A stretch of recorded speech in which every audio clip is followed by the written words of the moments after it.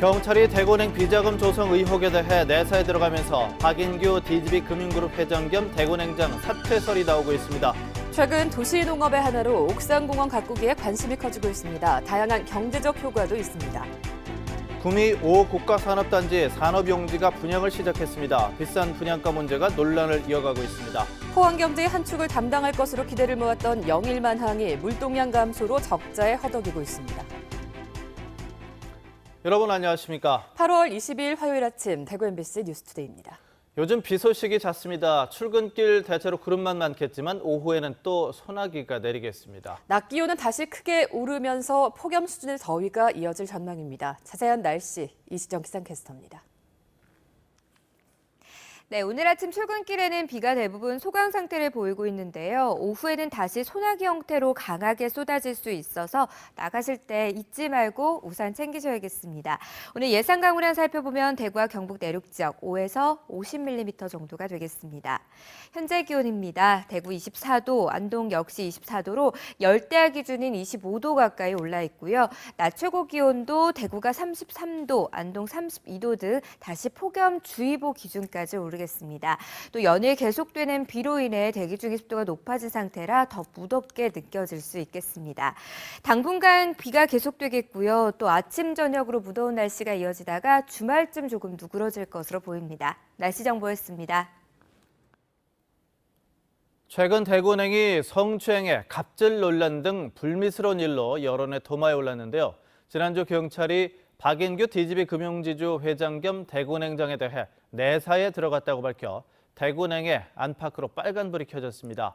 임기가 2년여 남은 박인규 행장의 사퇴설까지 거론되고 있습니다. 김은혜 기자입니다. 지난달 초 대구은행 간부들이 비정규직 여직원들을 성추행했다는 의혹이 제기돼 경찰이 수사를 벌이고 있습니다. 박인규 행장이 직접 사과하고 직원 4명에게 중징계가 내려졌지만 여성 노동계가 철저한 진상조사를 요구해 성추문 사태의 여지는 아직도 진행 중입니다. 대구은행은 뒤이어 은행 청원경찰 등 협력사 직원의 인격을 무시했다는 정규직 직원의 갑질 논란까지 겹쳐 곤욕을 치렀습니다. 이런 가운데 박인규 DGB금융지주 회장 겸 대구은행장에 대한 경찰 내사 소식은 불에 기름을 부은 격이 됐습니다. 수사 내용이 비자금 조성의 뇌물 의혹이란 얘기까지 나돌면서 박 행장 개인은 물론 대구은행의 신뢰도 추락하고 있습니다. 경찰은 의혹이 제기된 부분에 대해 진위 여부를 확인하는 내사 단계로 구체적인 것을 밝힐 단계는 아니라고 밝혔습니다. DGB금융지주는 지난 7월 금감원으로부터 리스크 인식이 미흡하고 위원회 심의 절차가 누락됐다며 7건의 경영 유의와 1건의 개선 처분을 받은 것으로 드러났습니다. 여기에다 최근 박근혜 코드 인사라고 알려진 금융계 수장들이 잇따라 자리에서 물러나면서 친박으로 알려진 박 행장도 사퇴할 것이라는 얘기가 나오고 있습니다. 지난 17일 금융위원회 고위 관계자와 자신의 거취를 두고 면담한 것으로 알려진 박 행장은 현재 외부의 연락을 받지 않고 있습니다. 지금은 출장 중이셔가지고 핸드폰 통화는 아마 어려우실 것 같고요. 최근 몇 년 사이 생명보험사와 캐피탈 등을 인수하며 공격적인 성장을 시도하고 있지만 불미스러운 일과 악재가 겹치며 지역민의 신뢰를 기반으로 성장하는 지역은행이 휘청이고 있습니다. MBC 뉴스 김은혜입니다. 맹독성 제초제인 DDT가 경북 유정란 방사농장 계란에서 검출된 사실이 뒤늦게 드러났습니다. 계란 안전성에 곳곳에서 구멍이 발견되면서 경상북도가 계란 안전 대책을 마련해 시행한다고 밝혔습니다. 이정희 기자입니다. 맹독성 제초제인 DDT 성분이 나온 영천과 경산 두 곳의 계란은 방사 토종닭 유정란으로 한살림 생활협동조합에 납품되어 왔습니다. DDT는 1979년 이후 40년 가까이 판매가 금지돼 지금은 구할 수도 없습니다. 과거 과수원을 했던 부지여서 토양에 잔류됐던 농약이 계란에 농축돼 나온 것으로 추정됩니다. 검출량이 허용치 이내여서 친환경 인증은 취소되고 일반 계란으로는 판매가 가능하지만 농장은 문을 닫을 판입니다. 살충제 비펜트린이 검출된 70 농장 계란의 껍질에는 경북을 나타내는 14 그리고 생산자명 소망이 찍혀 있는데 경주의 한 농장도 생산자명이 같아서 반품이 속출하고 있습니다. 국내 양계 산업에 대한 체계와 계란에 대한 안전성이 얼마나 허술한지 단적으로 보여줍니다.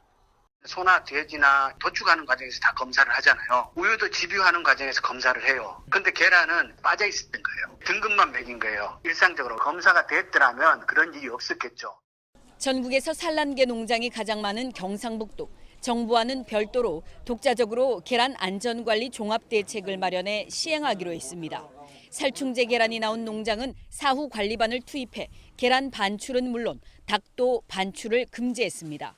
올해 처음 실시한 계란 농약 검사는 정부와 별도로 전 농장에 대해 분기당 한 번 이상 자체적으로 검사하겠다고 밝혔습니다. 생산된 달걀 그리고 유통되는 달걀의 안전성을 확보하는 것이 가장 중요합니다. 그 안전성을 확보하기 위해서는 계란 농장의 생산자 명도 데이터베이스화해 중복을 막을 계획입니다. 하지만 근본적으로 다른 축산물처럼 유통 전 단계에서 모든 계란에 대해 안전성을 담보할 수 있는 정부 차원의 대책 마련이 필요합니다. MBC 뉴스 이정희입니다. 신규 장애인 거주시설 허가를 두고 갈등을 빚었던 탈시설 주장 장애인단체와 대구 북구청이 합의했습니다. 합의안에 따르면 북구청은 오는 9월 말까지 신규 시설 설립 중단을 위해 사업 시행자인 복지재단을 설득하는 한편 대구시와 협의해 대안을 마련하기로 했습니다. 또 대구시가 신규 장애인 거주시설에 관한 보조금을 지급하려 할 경우 북구청이 보조금 지급 재고를 요청하는 공문을 대구시에 발송하고 차후 대책은 북구청과 논의한다는 내용도 담겼습니다. 최근 도시농업이 유행하면서 옥상 정원 가꾸기에 관심이 높아지고 있습니다. 도시의 미관이 아름다워지는 것은 물론 각종 경제적인 효과도 거둘 수 있다고 합니다. 윤영균 기자가 취재했습니다. 도시철도 3호선 용지역 근처에 있는 한 카페 옥상입니다. 다양한 꽃과 나무가 어우러지면서 공원에 나온 듯한 여유를 즐길 수 있어 도시철도 이용객들의 눈길을 사로잡습니다. 제가 늘 소망했던 게 30cm, 30cm의 맨 땅에 뭘 심어보고 싶다라는 정말 그거는 제 꿈이었거든요. 그냥 화분이 아니고 이게 그냥 네모 상자가 아니고. 방치되어 있던 빌라 옥상은 친환경 공원으로 꾸며졌습니다. 옥상 곳곳에는 음식물 쓰레기를 퇴비로 활용해 채소와 과일을 키우는 텃밭이 들어섰고 한쪽에는 태양광 시설도 설치해 전기요금도 아끼고 있습니다. 여름에는 한 2만 원 정도, 겨울에는 한 1만 원 정도, 그 정도밖에 안 나와요. 그러니까 아주 절감되죠. 한 3분의 2 절감이 된다고 보죠. 옥상 정원은 이산화탄소나 아황산가스 등 대기 오염 물질을 흡수하고 소음도 일정 부분 줄여줍니다. 여름에는 건물 온도를 5도 정도 낮추면서 겨울에는 1도가량 높여주는 것으로 알려져 에너지 소비와 대기 오염 물질 배출을 감소시키는 효과도 볼 수 있습니다. 지난 2007년부터 푸른 옥상 가꾸기 사업을 해온 대구시는 지난해까지 430여 곳 8만 4천 제곱미터에서 이런 녹색 공간을 조성했습니다. 대구 오면 스카이라 안전체가 옥상 그린 아니면 태양광으로 대구 들어오는 순간에 아, 이 환경도시구나, 에너지 도시구나 느끼도록 대구를 대표하는 브랜드로 만들 생각입니다. 대구시는 올해도 10억 원을 투입해 38곳의 옥상 정원을 만드는 한편 장기적으로는 대구 전체 중고등학교 옥상에 태양광 설비와 옥상 정원을 조성할 예정입니다. MBC 뉴스 윤영균입니다. 프로축구 대구FC가 지난 라운드 상주와의 홈경기에서 아쉽게도 무승부를 기록했습니다. 강등과는 무관한 9위 자리는 지켰지만 중위권 진입의 발판을 놓친 점은 아쉬움이 컸습니다. 서권 기자가 보도합니다. 홈에서 한 번도 지지 않은 상주와의 맞대결. 주니오와 에반드로의 연속골로 앞서갔지만 후반 추가 시간에 내리 2골을 내주며 무승부를 기록해 다 잡은 승리를 놓쳤습니다. 상대팀 퇴장 이후 대구FC의 경기력은 더 떨어졌는데 올 시즌 번번이 수적 우위에서 좋지 못한 모습을 보여줬습니다. 후반 교체 이런 것이 좀 아쉬운 점으로 남고요. 운동장에서의 그 리더십을 발휘할 수 있는 선수가 필요하다. 그렇게 해서 이기 관리를 할 수 있는 그런 경기 운영이 좀 아쉽죠. 대구FC는 현재 승점 27점으로 9위를 달리고 있지만 12 인천 가는 승점 1점 차, 12위 상주와는 2점 차로 쫓기고 있습니다. 한 라운드 승패에 따라 순위가 뒤바뀔 수 있어 매 경기마다 전력을 다해야 하는 상황입니다. 국가대표로 뽑힌 수문장 조현우나 브라질 공격수들이 주축인 공격 라인은 뛰어나지만 무엇보다 주전 선수들의 체력 저하와 교체 자원들과의 격차가 아쉬운 대목입니다. 따라서 A매치 기간으로 주어진 3주간의 휴식기를 어떻게 보낼지가 대구FC의 남은 경기에 중요한 분수령이 될 것으로 보입니다. 강등 탈출이라는 1차적인 목표를 넘어 중위권 도약까지 이뤄낼 수 있을지에 팬들의 관심이 모아지고 있습니다. MBC 뉴스 서건입니다. 대구시와 대구에너지시민연대가 오늘 오후 7시부터 수성모 상화공원에서 제14회 에너지의 날 행사를 개최합니다. 평화로 만드는 반짝이는 밤하늘이란 주제로 솔라 캠핑카와 친환경 수세미 만들기 등 다양한 체험 부스가 운영됩니다. 또 8시 10분 청사초롱 퍼레이드를 할 때는 수성못 일대 불빛이 꺼진 가운데 별빛에 의존해 행사를 진행합니다. 또 오후 9시부터 5분 동안은 전국에서 동시에 소등 행사가 열립니다. 구미국가 산업 5단지가 착공한 지 5년여 만에 드디어 분양을 시작했습니다. 구미 지역의 경기 침체 속에 고분양가 논란까지 겹쳐 분양이 순조롭지 않을 것으로 보입니다. 한태현 기자가 보도합니다. 구미시 산동면과 해평면 일대에 조성하고 있는 구미국가산업 5단지가 착공 5년여 만에 첫 분양에 들어갔습니다. 분양 면적은 전체 934만 제곱미터 가운데 2%에 못 미치는 14만 8천 제곱미터입니다. 18,000여 제곱미터에서 1,800여 제곱미터 크기로 분할해 분양합니다. 분양가는 3.3 제곱미터에 86만 4천 원으로 대구 인근인 칠곡 70만 원이나 김천 36만 원에 비해 월등히 비쌉니다. 경기 침체에 고분양가 논란이 일면서 분양이 순탄치만은 않을 것이라는 게 지배적인 의견입니다. 한 필지를 2,000제곱미터 이하로 쪼개 분양하는 것은 국가산단 분양 이래 처음 있는 일입니다. 그만큼 상황이 좋지 않다는 얘기입니다. 이를 반영하듯 한국산업단지공단은 당초 7개 업종에서 탄소산업업종 등 9개를 추가로 포함해 16개 업종을 유치합니다. 11개 지역본부가 있는데 그 지역본부 협조를 우려해서 개별 기업들이 이렇게 구미가 분양한다는 걸 다 이렇게 공문이나 이런 걸 볼 수 있도록 지금 하려고 그러고 입지 여건이라든지 기업할 수 있는 환경 이런 것을 종합화해서 비교했을 때 국가 5공단은 조성원가로 공급하고. 하지만 지난 5월 기준 구미 지역 전체 공단 가동률은 73%로 전국 평균 80%에도 못 미치는 등 기존 공단마저도 불황을 겪고 있습니다. 구미 산업단지가 부족한 특히 기술 인프라 부분이라든지 인력 그리고 그러한 제반 여건이 갖춰지고 난 이후에 더불어서 분양가 인하라든지. 지난 30년 동안 대기업 위주의 전기전자 산업에 안주해왔던 구미 경제가 5공단 분양을 통해 새로운 성장 동력을 찾아야 한다는 숙제를 안게 됐습니다. MBC 뉴스 한태현입니다.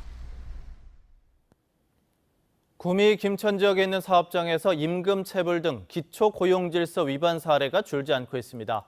구미 고용노동지청에 따르면 지난 2013년 7월 구미와 김천 지역 사업장에서 임금 체불 신고 730여 건, 체불 금액 52억 원에서 올해 7월 체불 신고는 1,250여 건, 체불 금액이 101억 원에 이르는 등 해마다 늘고 있는 것으로 나타났습니다. 구미 고용노동지청은 체불 신고가 반복적으로 접수되는 사업장 20여 곳을 중심으로 임금 체불, 최저임금 준수 여부 등을 조사해 사법 처리할 방침입니다. 포항경제의 한 축을 담당할 것으로 기대를 모았던 영일만 항이 물동량 감소로 적자에 허덕이고 있습니다. 이런 영일만 항이 물류센터 준공을 시작으로 냉동창고와 철도, 국제여객선 터미널 등 시설을 갖춰서 활로를 찾고 있습니다. 김기영 기자가 취재했습니다. 포항 영일만항 배후단지에 첫 민간 물류센터가 준공됐습니다. 영일만항 배후단지 1단계 사업으로 조성된 부지에 25억 원을 투자한 엘리온 종합물류는 50여 명의 일자리 창출과 연간 2만 TU 이상의 물동량을 유치할 계획입니다. 이 물류센터를 이용해서 보관하다 나가는 경우가 많습니다. 그래서 이 물류센터가 생김으로 인해서 서비스적인 질적인 향상이 일어나기 때문에 화주들이 이 포항항을 더 이용할 수 있을 거라고 생각합니다. 물류센터 준공이 더욱 반가운 건 영일만항의 경쟁력이 한층 더 세졌기 때문입니다. 2014년 14만 TU에서 2015년 쌍용 자동차 러시아 수출 중단으로 9만 1,200 TU로 급감했고 지난해는 9만 200 TU로 더 줄었습니다. 철강 경기 침체와 북방 교역 어려움으로 물동량 감소세도 문제지만 품목도 자동차가 40%, 철강제 30% 등으로 단순합니다. 하지만 이번 물류센터 준공을 시작으로 올해 안에 또 다른 물류센터와 냉동창고가 준공되면 농수산물 수출이 가능해지고 철도와 국제 여객 부두가 갖춰지면 명실상부한 다기능 항만이 됩니다. 남북 관계 개선, 또 북방 물류 증가 이 부분에 관련해서 우리 영일만항이 가장 경쟁력 있고 기대할 수 있는.